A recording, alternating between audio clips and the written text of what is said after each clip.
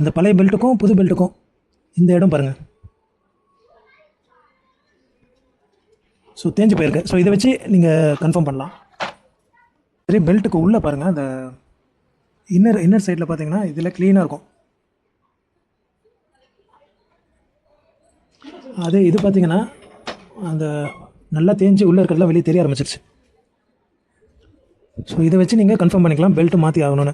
எனக்கு ஆக்சுவலாக இந்த மாதிரி பெல்ட்டு நான் அதிகமாக பார்த்ததில்லை. இதுலேயும் இந்த மாதிரி பிராண்டட் ஸ்கூட்டர்லாம் பார்த்தீங்கன்னா சைடில் உங்களுக்கு பிடிச்சிட்டு தான் ரன் ஆகும். சிவிடி இது மட்டும்தான் செயின் ஸ்ப்ராக்கெட்டில் ரன் ஆகிற மாதிரி ரன் ஆகுது. இது ஸ்ப்ராக்கெட்டில் ரன் ஆகும். ஸோ அதனால் என்னால் வந்து கண்டுபிடிக்க முடியல. ஸோ இப்போது இனிமேல் வந்து இந்த வீடியோ நீங்கள் பார்க்குற யாராக இருந்தாலும் நீங்கள் இதை வச்சு கன்ஃபார்ம் பண்ணுங்கள். உள்ளே பார்த்தீங்கன்னா உங்களுக்கு த்ரெட்டே தெரியுது பார்த்தீங்களா? இந்த மாதிரி வரக்கூடாது. வந்துச்சுன்னா தேஞ்சிருச்சு, மாற்றணும்னு அர்த்தம். எப்போ வேணால் கட் ஆகுன்ட்டு. புதுசு பாருங்கள், உள்ளே வந்து உங்களுக்கு பிளாக்காக தெரியுது. அந்த உள்ளே இருக்க ஸ்லீவ் உள்ளே இருக்கிறது தெரியல வெளியே. இந்த பழசுக்கும் புதுசுக்கும் உள்ள வித்தியாசம்